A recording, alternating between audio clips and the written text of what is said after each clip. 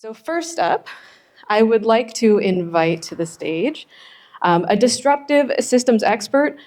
He has authored a peer-reviewed paper exploring the potential, thank you for the light, for a potential for universal basic income to improve the future.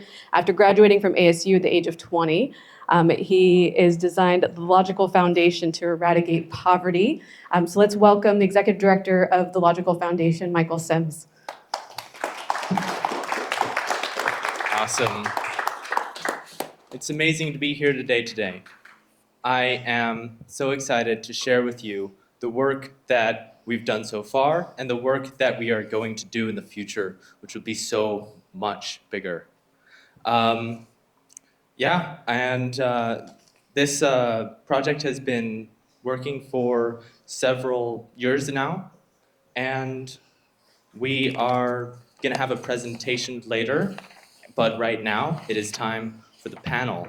And we have, if we could turn off the lights, please. Again, very briefly. Great. And full screen.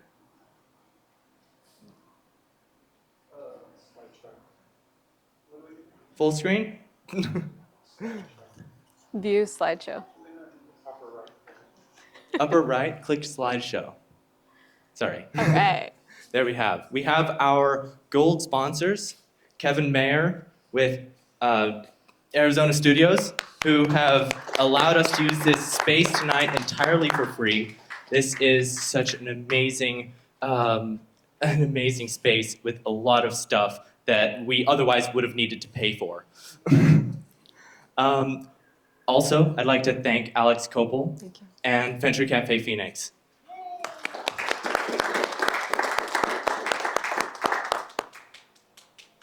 Thank you so much for talking with everybody and helping to smooth along this event. I appreciate it so much. You're welcome. There's no way I could do the talking and also all of the background stuff. And so with that, let's move to our next group of sponsors. Next page. We have our silver sponsors. This would include everybody who's given us free cases of wine, such as Jordan Bart Kowiak from Rewind Beer and Wine Bar.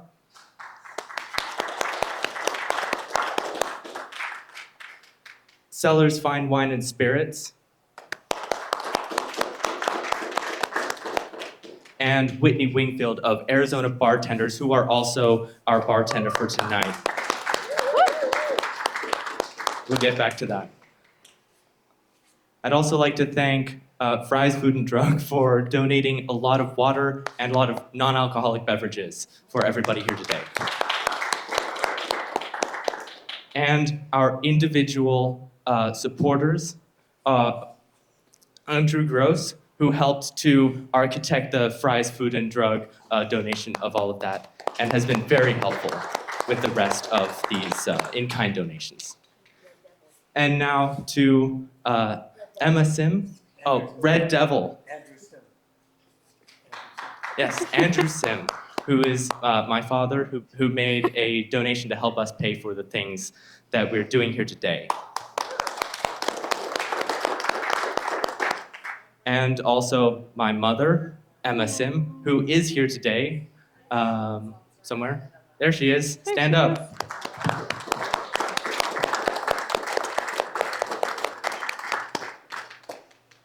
Awesome. And Red Devil, who gave us a nice discount on this excellent amount of food, delicious pasta that we have here for everybody. Woo. Let's go on to the next page. The volunteers. I want to thank everybody. Tracy Thomason, Aaron Thomason, Andrew Simm, who also has helped with the website a lot, and Aaron has helped with the website a lot, and Tracy as well. Satya Mahapatra, Ted Martinez, Jeffrey Smiley, who's doing the film recording, Carl Rauschenstein, Bridget Oaks, who is the bartender, Isabel Pierce, Andrew Gross, Sam Luce, and Cynthia Agnew-Oakes. Thank you to all of our volunteers. We appreciate your work very much. And let's go to the next page and begin the panel. All right. Do you want me to introduce the rest of it? All right. Michael, you've got a seat up here. Yeah, wonderful. Next up in the panelist, minister and advocate who, because of life experienced homeless, cares deeply about the well-being of all people. He seeks systematic and change in how we approach and respond to solving homelessness in our community. Please welcome up Reverend Cleo Lewis. Yeah, welcome, Reverend. And last but not least, she has an extensive history and business experience and community service, working with a wide range of nonprofits over the last 20 years, including Cooperative Collaboration Coalition, Arizona Business Incubator, and the 𝗙cie𝗴𝗶𝗰 Club. 𝗟𝗲𝗽, come on up. Welcome. Yeah. We're moving the chairs back so we can get a good view. All right. We're going to be passing this microphone back and forth. Take a seat. Welcome, everybody. Thank you for being here. All right. So one of the things that we're doing tonight is learning a little bit more about the logical foundation, why we're here, basic income. What is the problem we're looking to solve? And I'll start with you, Michael. The foundation is broken, or otherwise, the foundation doesn't really exist. There's this idea that the government or there should be some sort of safety net for everybody to be able to stand upon, be able to get out of homelessness when they fall into homelessness. Something to take care of the disabled, something to take care of everybody who's in a crisis situation, and something to just be there for all of us. There's this idea that that has been around for a long time, and it simply does not exist. That is the problem. Or right now, it's more of a tangled web, more of a spider's web that traps people in poverty when they fall into poverty, because that is the function of how welfare programs work. When you, yeah, I'll pass it along. Yeah, go ahead. Okay, problem. Society was based on the village concept. And the village concept means that if someone has a need, then the village will get together and supply that need, whether it's medical, whether it's food, whether their children are misbehaving and they don't know what to do with them, then they go and say, I need help. So that is what's lost. And there are a lot of communities that are coming together to try to fix that, but it's so large now that the village needs to expand. So everyone in here needs to be part of that village that we're trying to construct. We're trying to get back to the idea that we need to care and we need to help. That is that driving force that we really need to get back to.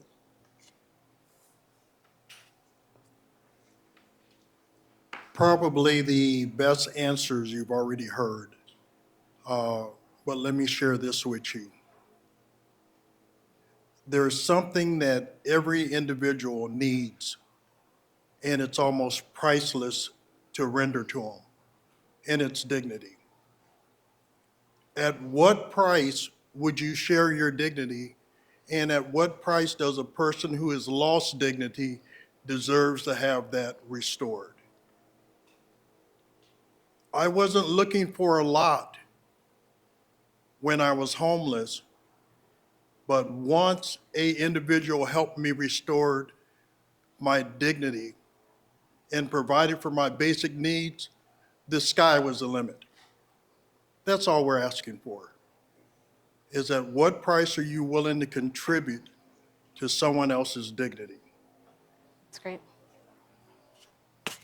And Reverend, why do you think this is a problem? And that's the question for all of you, and we'll start with you. Why do you think it's a problem?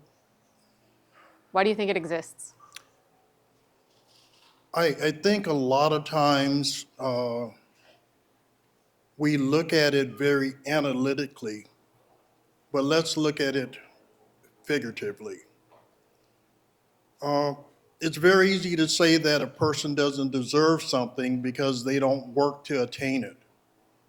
But if we were to say that they deserve to have this, as we say, housing is a right, and we're willing to do anything to restore that right to someone, that eliminates it from being a problem, or even, as some people say, a gift that we have to give something back to you and you have to earn to have it. We have to make housing something very basic, just as much as almost breathing. We're in the richest country in the world. We spent almost $5 trillion to build weapons of mass destruction that we've never used. Why can't we restore dignity to people? Why can't we give people a right to housing? It's just too easy to do. As a grant writer, I have seen billions in this last few months for EPA, for housing, and for just everything across the board. So somebody's getting the idea, but if we look at why we have the problem in the first place, it's mobility. People left their home and traveled to different places where they didn't have that family connection, they didn't have that community anymore, right? So they were on their own. People were not meant to be by themselves. They were meant to be in groups, caring for each other, speaking to each other, caring about each other. So now I have a lot of grants to write in this last few months because we have housing. We have grants for housing now. We have grants for all these things. But here's the question. Is that the solution? Or, as the Reverend said, there's a dignity to that. Mm-hmm. We can give them a house. Here's your house. Oh, by the way, we're going to give you a box of food every week. Oh, you don't like the food you get? Well, that's tough because you know what? We gave you a house. That's not where it's supposed to be, right? Where's the rest of it? Where's the rest of that solution, right? Job training, job skills, asking them what they want to do, not just put them into one position and say, okay, here you go. Because of your background, you're not good for anything else. You're going to do this. I've seen it, I've heard it, and I'll fight it every last drop that's in me. Everyone has a gift. If we don't start recognizing what people's gifts are, then we might as well go back and start living in caves.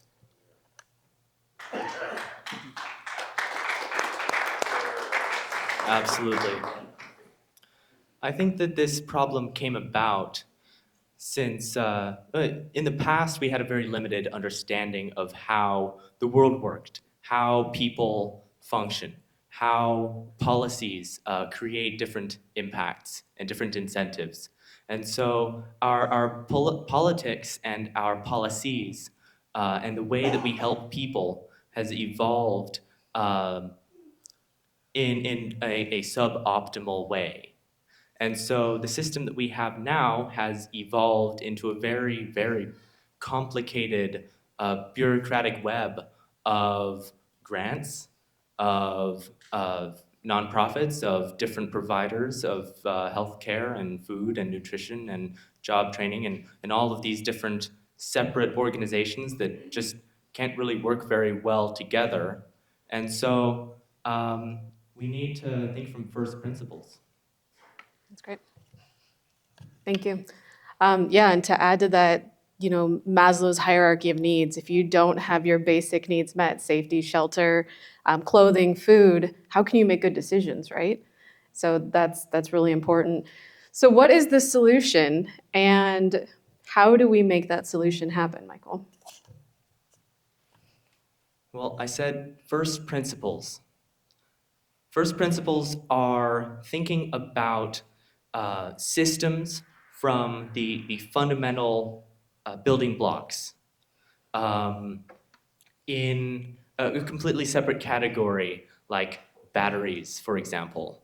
The cost of the lithium-ion battery has gone down by 80% in the last 10 years, and 10 years ago it had gone down 80% since the 10 years beforehand, and 10 years from now it's going to be half or less, maybe 80% even less expensive than it is right now.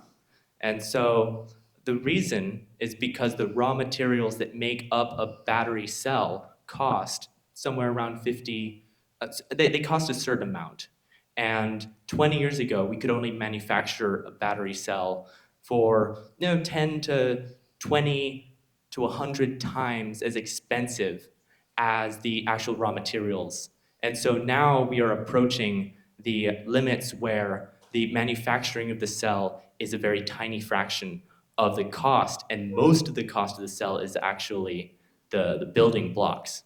So in the same way where you optimize a manufacturing process, you can optimize a political system for accomplishing something. And in this case, it would be helping people in need or providing this foundation thing, this safety net. And so we need to think from first principles about how we help people, and also other policies, but this is the most important one.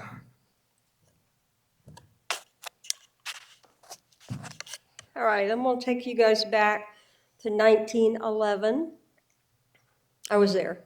I knew him. Okay. Frederick Taylor created what they call scientific management. Everything we do is based on scientific management.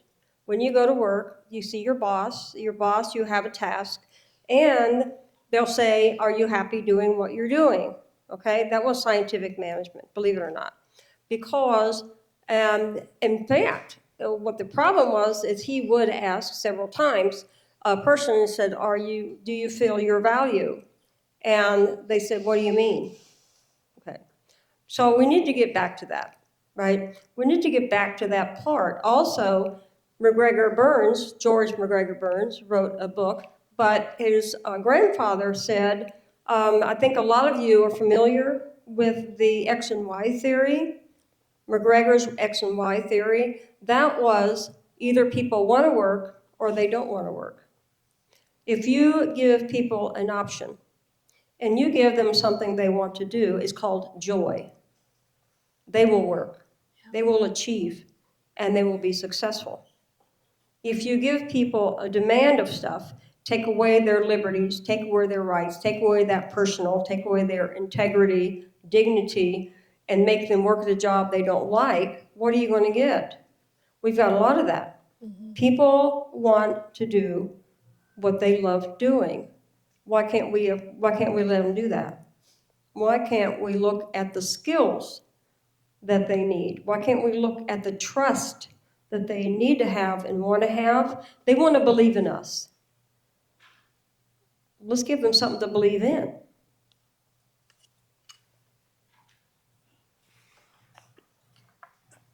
Sometimes the tallest order is to expect someone else to do it for you.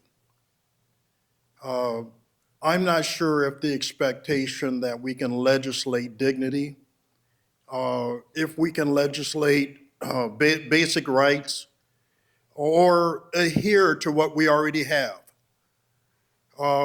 We have a Bill of Rights, and we have a lot of declarations in this great nation of ours, but we've kind of gotten away from that because we've chose to give it to someone or a portion of people rather than to everyone. And the way we're going to have to do it is the way that we have begun to address homelessness in a different fashion. And let me digress to that. In some parts of the city, you have small unit nonprofit organizations. There's people in this room that I've had the privilege of working with from very large agencies, but we can get together and do something very large for a very specialized portion of people that we communicate and deal with. And we treat everybody the same.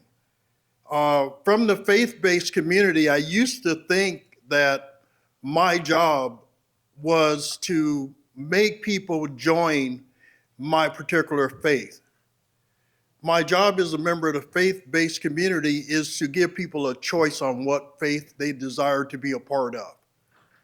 And none is not a bad idea if that's what they desire. We need to do that in other areas of their life. We need to do that in sustainability. We need to do that in income. We need to do that in privilege. And it's something that we can do, but we, as who we are, can do it rather than try to create a government system that's going to do it for us. That government system has not put everybody on an equal playing field. And I'm going to probably say, without hearing an incredible idea, never happened, probably never will.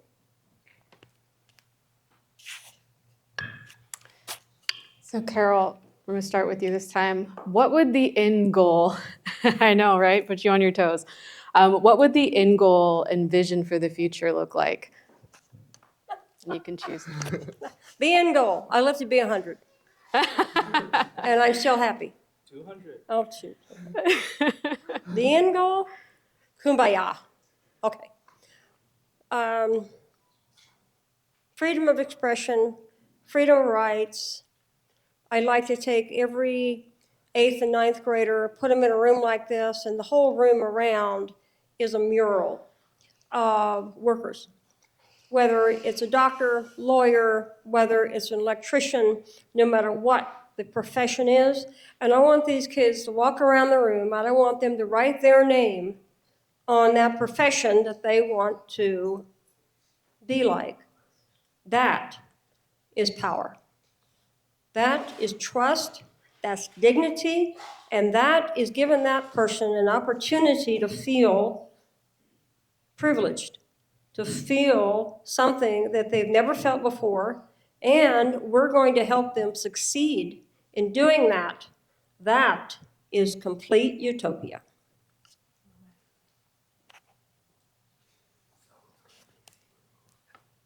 What the end of this would be for me is that we continue to keep the door of opportunity open.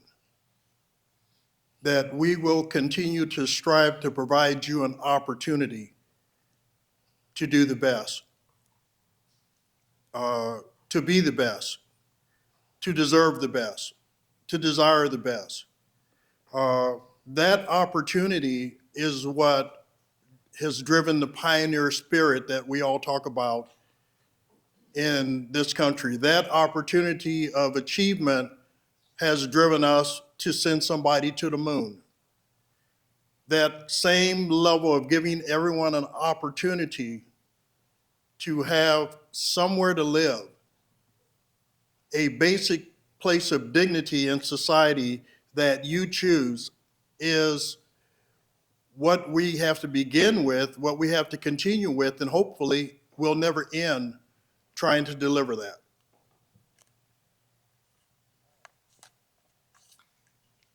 I think that for a lot of people of my generation, people who are younger than me and 10 years older than me or so, or 20, feel like the economy and their future prospects are not as good as they would have been if they had been born decades earlier. And that is the first time in human history that that has happened. So there has been some sort of the power and growth of society. If we look at society as Gulliver, the giant, sort of being tied down slowly by more strings.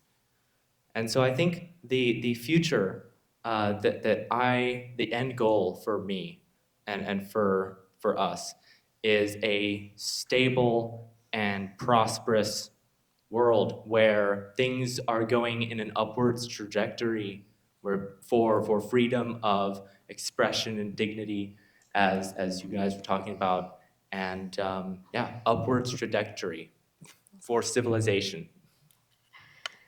And what kind of economic impact do you think this would have for society as a whole and for in particular here in Phoenix? Well, universal basic income would have massive, massive impacts. Imagine how many people today are stuck in whatever situation, whether that be a dead-end, low-paying job, or maybe they aren't even allowed to work because they're in a program that doesn't allow them to do that. So I think what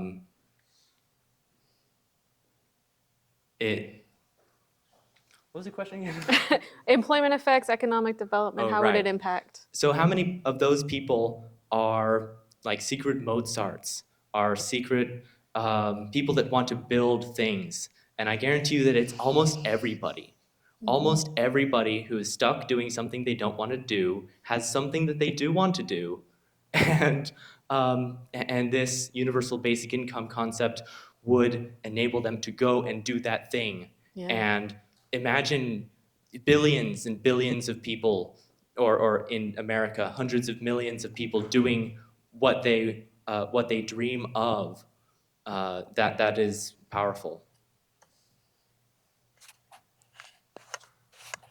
Opportunity is not without mistakes, trials.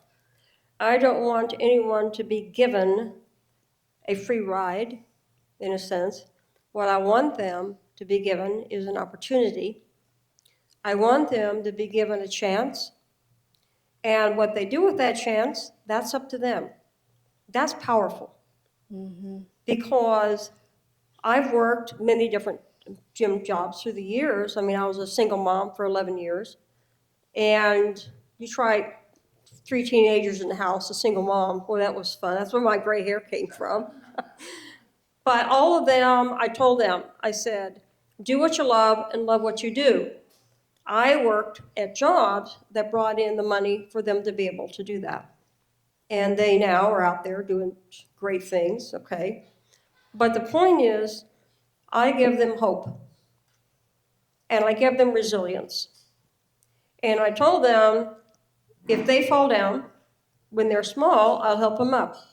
If they fall down when they're older, I'm going to stand there and we're going to talk about the things of why they fell, and then they are going to help themselves get up. So part of the idea concept in helping people is not an easy path. It's helping them so that they can feel proud, they can feel accomplished, they can feel that dream that they want to do, and then give them the power, right, to feel that they can achieve the dream.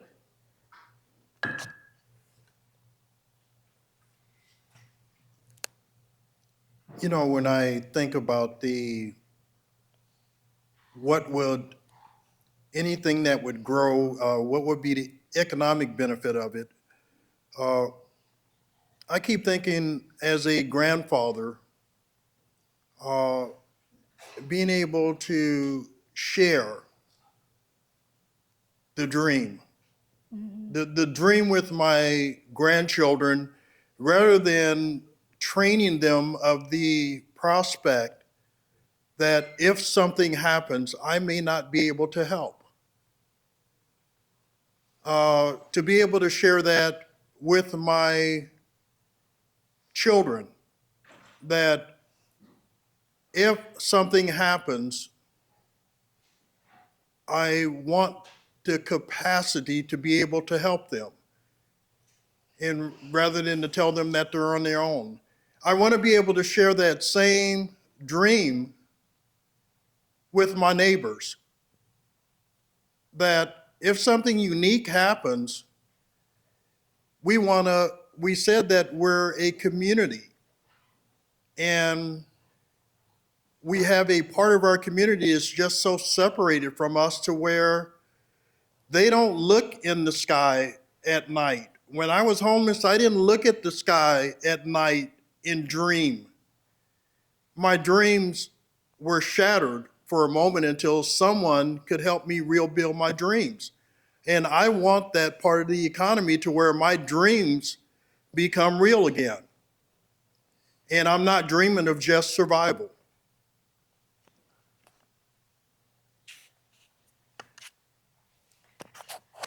So once we leave here today, what has to happen next for each one of you to move this forward? Well, what happens next after this event is, well, I'm going to be running our first program. We're going to be helping a small amount of people who are experiencing homelessness, veterans, families, individuals, a demographically representative sample. We're going to give them increments of $100. We believe that Yeah, right. is all of the data that we have thus far on homelessness and unconditional cash has, or most of it is with transfers of $500, $750, $1,000 a month. And so it's quite expensive to run. And there's some really interesting information from the Denver Basic Income Project, where their active control group was given $50 a month, and that a lot of them say that even $50 a month has helped them, which slightly calls into question, like, what about people who got nothing? So that would be a good thing to measure the difference between $50 a month and nothing. And so we're going to be doing $100, $200, $300, hopefully $400, depending on how much money we can raise, so that we can get good data and share the outcomes and all of that. Yeah. What am I going to be doing after this? I'm going to be writing grants. I'm going to be writing a lot of them to get people off the streets into housing. And then we're also going to be working with a lot of areas about ethnic groups, diversity, and kind of leveling the playing field so that all people, no matter the ethnic group, race, color, gender, whatever, can find jobs, can job skills. I'm going to be working with 3 different states and opening doors for skilled workers, because we have a lack of skilled workers right now. And we're going to be designing and looking at technology, greenhouse gas. So yeah, I'm going to be looking at creating and working for the future. And through that, we're going to be looking at the people that are on the streets. We're going to be looking and opening doors and offering them opportunities to be skilled workers. And also, they're going to have a home. They're going to be able to buy their home. They're going to be at the grocery store and buy their food. And that is what I'm going to be doing.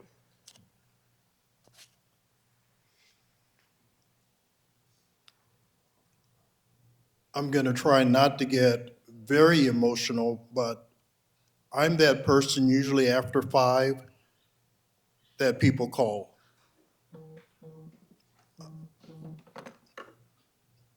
To be able to tell somebody who's struggling with a system that doesn't work for especially families, that will take them months to get help, that I know a method that we can do something right now. That it doesn't take 3 months. We can do something from the end of this phone call right now to changing where you're at. And we're going to put not me in charge, but you in charge. That's huge. I am honored to have met you, Michael. I am honored to have had the moment of having a discussion with you.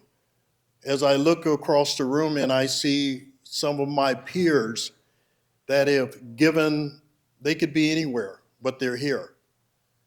I am honored to be in this room just to watch something that I have cried, being someone that's lived experience, to be able to say, we have not given up on you.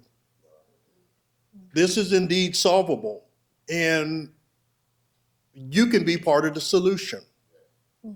Thank you. Yeah. Yeah, round of applause. Thank you, everybody on the panel. Really appreciate you being here. Thank you for sharing your story. Reverend Carol, Michael, this was wonderful. Thank you.